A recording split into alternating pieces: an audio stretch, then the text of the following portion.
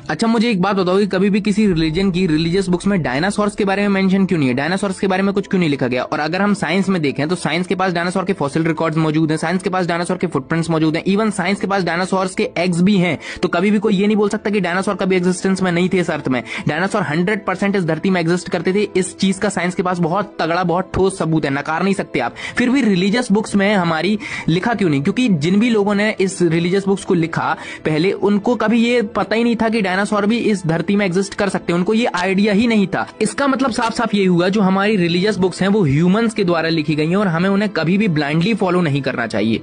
वाह क्या लॉजिक है इन एथियस्ट लोगों के, बेतुके से लॉजिक। अब मेरा जवाब सुनो। फॉर एग्जाम्पल मेरे पास ये टेक्स्ट बुक है, how to win friends and influence people.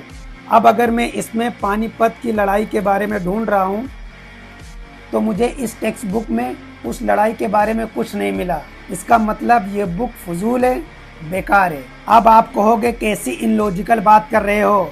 अगर आपको पानीपत की लड़ाई के बारे में ढूंढना है तो आप हिस्ट्री की बुक में तलाश करो। गलत जगह पर इस टॉपिक को क्यों तलाश कर रहे हो? इसी तरह अगर आपको डायनासोर के बारे में जानना है तो आप उसको जियोलॉजी की बुक के अंदर तलाश करना पड़ेगा। आप उसको रिलीजियस बुक में क्यों तलाश कर रहे हैं? देखो जितनी भी रिलीजियस बुक होती है उनका जो मकसद होता है वो ये होता है कि इंसान को सही गाइडेंस देना, उसको अच्छे और बुरे की पहचान कराना, अपने बनाने वाले क्रिएटर को पहचानना, एटसेट्रा। डायनासोर जो कि आज से 23 करोड़ साल पहले एक्सटिंक्ट हो चुके हैं, विलुप्त हो चुके हैं, उसके बारे में जानने और न जानने से एक आम इंसान की जिंदगी पर कोई फर्क नहीं पड़ता। और अगर मैं खास तौर पर कुरान की बात करूं तो कुरान उन वाक़यात को बयान करता है कि जिससे इंसान इबरत हासिल करके कुछ सीख कर अपनी ज़िंदगी में उसको अप्लाई कर सके और अपनी ज़िंदगी को सही राह पर डाल सके ताकि वो दुनिया में भी एक कामयाब इंसान बन सके। मुझे तो हंसी आती है इन एथियस्ट के सवालों को सुनकर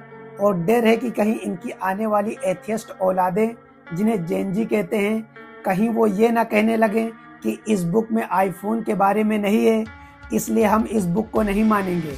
कोई ऐसी बात किया करो जो हजम हो सके और जो सुनने में सेंसिबल लगे।